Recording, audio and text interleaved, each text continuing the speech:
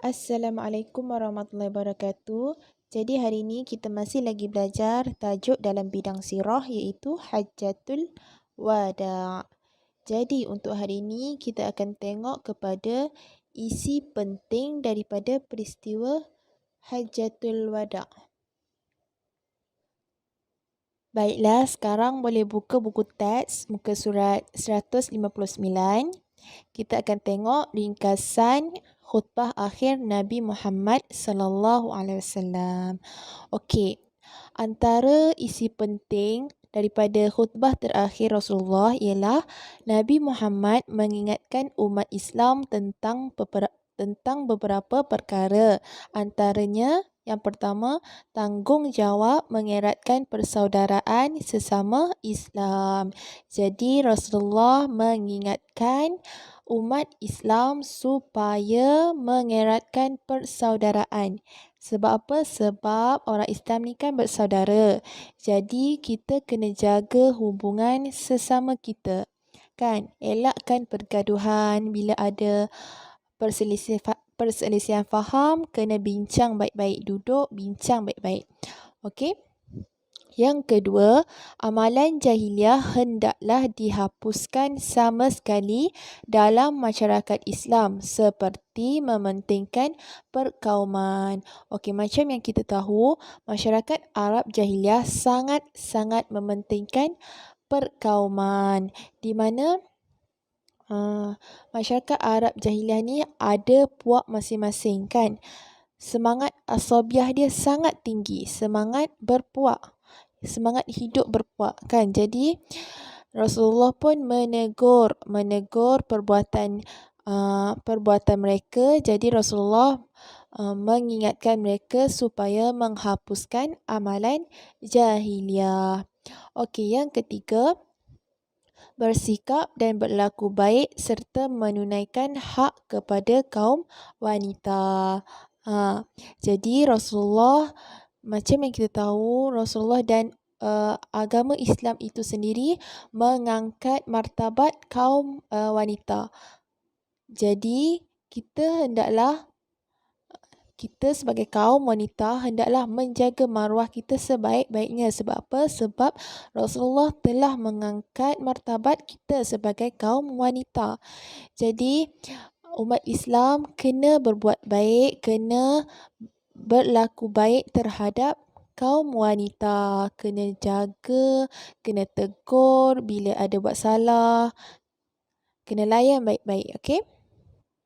Yang keempat, antara isi penting daripada khutbah terakhir Rasulullah ialah Rasulullah mengingatkan umat Islam supaya menjadikan Al-Quran dan As-Sunnah sebagai pegangan hidup. Sebab apa? Dalam Al-Quran tu dah cukup lengkap.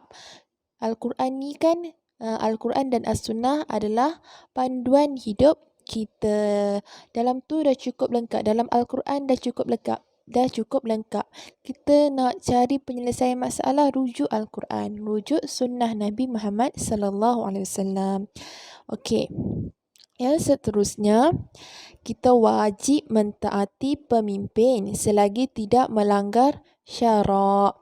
Okey, selagi pemimpin kita tak langgar syarak, tak buat maksiat, tak buat apa-apa yang melanggar syarak, maksudnya dia selari dengan syarak, bertepatan dengan syarak, maka kita wajib mentaati pemimpin. Kita kena ikut perintah, ikut arahan pemimpin.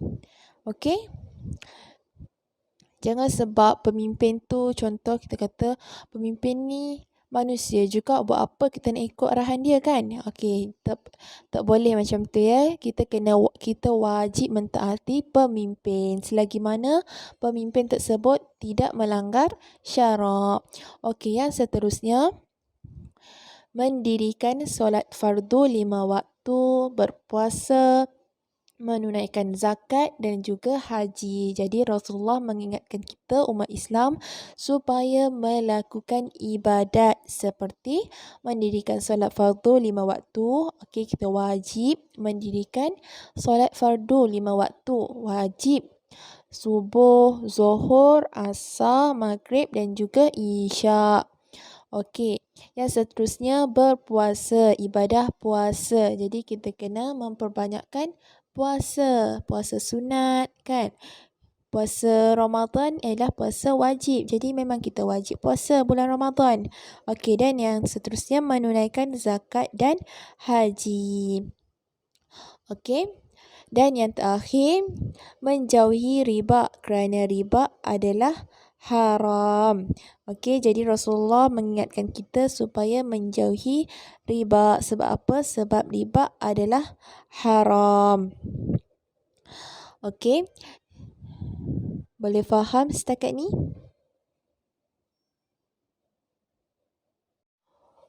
Okey, seterusnya kita akan tengok iktibar daripada peristiwa Hajjatul Wada. Okey, apa iktibar daripada peristiwa Hajjatul Wada? Apa yang kita boleh ambil pengajaran daripada peristiwa Hajjatul Wada? Okey, kita tengok. Yang pertama, kita hendaklah bersungguh-sungguh menunaikan sesuatu ibadat.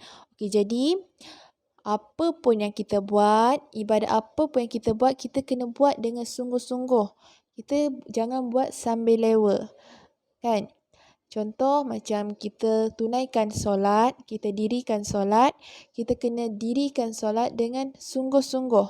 Kita kena khusyuk semasa solat, kita tak boleh fikir benda lain, kita kena fokus semasa solat. Jadi kita kena khusyuk, hanya mengingati Allah.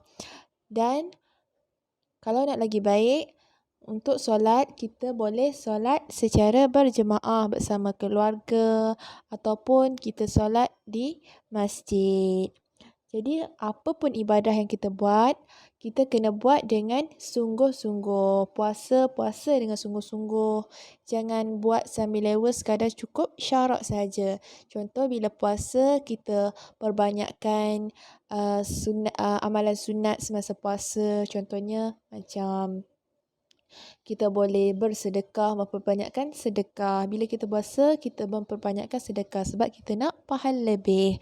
Okey, yang seterusnya, iktibar yang kita boleh ambil, kita mestilah menjadikan Al-Quran dan As-Sunnah sebagai panduan hidup. Okey, ni macam tadi. Macam yang Ustazah bagi tahu tadi, Al-Quran dan As-Sunnah ni, Al-Quran tu sendiri dah cukup lengkap. Apa yang kita nak, apa sahaja masalah kita boleh rujuk balik pada Al-Quran sebab dalam Al-Quran tu sendiri ada jawapannya. Kita yang kena rajin explore, rajin tadabbur Al-Quran. Okey? Jadi kita kena pegang kepada Al-Quran dan As-Sunnah. Sebab apa? Sebab Al-Quran dan As-Sunnah ni Rasulullah telah tinggalkan kepada kita untuk kita rujuk. Okey? Kalau zaman dulu, para sahabat boleh terus rujuk kepada Rasulullah. Kan? Bila ada masalah, para sahabat terus rujuk kepada Rasulullah sebab Rasulullah dekat dengan mereka. Tapi kita pada zaman sekarang, Rasulullah pun telah wafat. Jadi kita kena berpegang teguh dengan Al-Quran dan As-Sunnah. Kita kena jadikan Al-Quran dan As-Sunnah sebagai panduan hidup kita. Apa pun masalah kita rujuk balik pada Al-Quran. Kita tengok balik sunnah Nabi Muhammad sallallahu alaihi wasallam. Okey, yang ketiga, kita hendaklah mengasihi Nabi Muhammad sebagaimana Nabi mengasihi kita. Nampak tak? Nabi sangat kasih kepada kita. Jadi kita pun kenalah kasih kepada Nabi Muhammad sebagaimana Nabi Muhammad kasih kepada kita. Macam mana kita nak membuktikan kita ni kasih kepada Muhammad sallallahu alaihi wasallam? Okey, nanti kita akan bincang balik sama-sama. Okey, dan yang terakhir, iktibar ataupun pengajaran yang kita boleh ambil daripada peristiwa Hajjatul Wada' ni ialah umat Islam mesti hidup bersatu padu. Okey, jadi kita sebagai orang Islam, kita mesti hidup bersatu padu. Sebab kalau kita sendiri pun berpecah belah, macam mana kita nak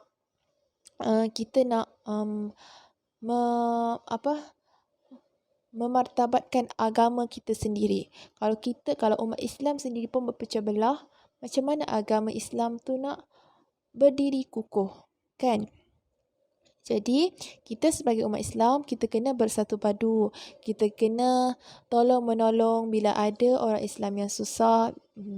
Kita kena rajinkan, kita kena ringankan tangan kita untuk tolong.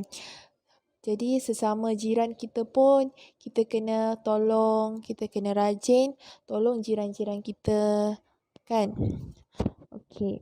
Jadi, ini adalah antara iktibar daripada peristiwa Hajjatul Wada'.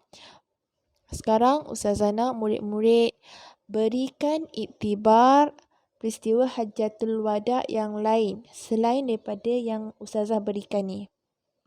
Boleh tak? Berikan iktibar lain peristiwa Hajjatul Wada'. Iktibar peristiwa Hajjatul Wada' selain yang dinyatakan dalam slide ni. Cuba fikir dan nanti kita bincang dalam grup WhatsApp. Sekarang kita akan tengok cara membuktikan kasih sayang kepada Nabi Muhammad sallallahu alaihi wasallam. Okey. Jadi tadi Ustazah dah minta murid-murid senaraikan cara yang boleh kita lakukan untuk membuktikan kasih sayang kita kepada Nabi Muhammad sallallahu alaihi wasallam. Jadi, sekarang kita akan tengok cara yang kita boleh lakukan untuk membuktikan kita kasih kepada Nabi Muhammad sallallahu alaihi wasallam. Okey, kita tengok. Yang pertama, cara yang membuktikan kasih sayang kita kepada Nabi Muhammad sallallahu alaihi wasallam ialah mengamalkan sunnah Rasulullah.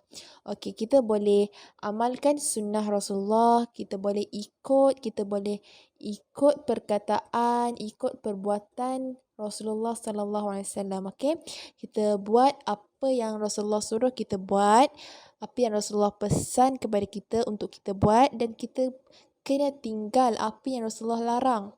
Okey, bila Rasulullah tegur, bila Rasulullah kata jangan buat, jadi kita kena tinggalkan perkara tersebut. Okey, kita juga boleh amalkan adab-adab kehidupan Rasulullah.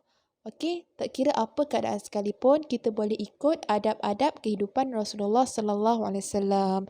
Sama ada masa tu ketika susah ataupun ketika senang, bila kita gembira ataupun kita sedih, kita boleh ikut adab-adab kehidupan Rasulullah. Okey, macam mana Rasulullah buat bila Rasulullah sedih, macam mana Rasulullah buat bila Rasulullah gembira, kan? Kita boleh ikut apa yang Rasulullah buat. Okey, yang kedua, cara membuktikan kasih sayang kita kepada Nabi Muhammad sallallahu alaihi wasallam ialah memperbanyakkan selawat ke atas Rasulullah sallallahu alaihi wasallam. Okey, macam mana? Okey, jadi bila kita kasih kepada Rasulullah sallallahu alaihi wasallam, kita perlu menyebut dan mengingati Rasulullah sallallahu alaihi wasallam. Macam mana kita nak sebut nama Rasulullah? Kita boleh selawat ke atas Rasulullah sallallahu alaihi wasallam. Okey. Allahumma salli ala sayyidina Muhammad wa ala ali sayyidina Muhammad. Tu contoh selawat yang kita boleh amalkan. Setiap hari kita boleh selawat ke atas Nabi Muhammad sallallahu alaihi wasallam. Okey. Yang ketiga, kita perlu membenci apa yang dibenci oleh Allah dan Rasulnya. Okey, kita kena benci, kita kena tinggalkan apa yang Rasulullah benci, apa yang Allah benci, kita kena tinggalkan. Sebab apa? Bila Rasulullah benci perkara tersebut, itu bermakna Allah benci perkara tersebut. Jadi, kita pun sebagai umat Islam yang kasih kepada Rasulullah, kita kenalah benci apa yang dibenci oleh Allah dan apa yang dibenci oleh Rasulullah. Kita kena tinggalkan terus perkara tersebut. Okey. Yang seterusnya, kita perlu kasih terhadap Al-Quran. Okey, kita perlu kasih terhadap Al-Quran. Sebab apa? Sebab Al-Quran adalah petunjuk. Okey, Al-Quran adalah petunjuk. Jadi bila kita kasih kepada Rasulullah, kita akan ikut jejak Rasulullah sallallahu alaihi wasallam yang menjiwai Al-Quran dan berakhlak dengannya. Okey. Macam yang kita biasa dengar seperti yang ditegaskan oleh Ummul Mukminin Aisyah radhiyallahu anha, katanya akhlak baginda, akhlak Rasulullah sallallahu alaihi wasallam adalah Al-Quran itu sendiri. Okey, akhlak Rasulullah adalah akhlak Al-Quran. Jadi kita sebagai umat Islam perlu menjiwai Al-Quran dan berakhlak dengan Al-Quran. Kita kena kasih kepada Al-Quran. Apa maksud kasih kepada Al-Quran? Maksudnya kita perlu membacanya, membaca Al-Quran, kita perlu beramal dengan Al-Quran, memahami isi kandungan Al-Quran, menjunjung suruhan dan juga meninggalkan larangan yang terdapat dalam Al-Quran. Okey. Seterusnya, kita perlu cara membuktikan kasih sayang kepada Nabi Muhammad sallallahu alaihi wasallam. Yang seterusnya ialah kita perlu mengasihi saudara seagama. Okey, kita perlu kasih kepada saudara seagama kita. Okey, bila ada orang perlukan bantuan, bila ada saudara kita perlukan bantuan, kita perlu bantu saudara kita.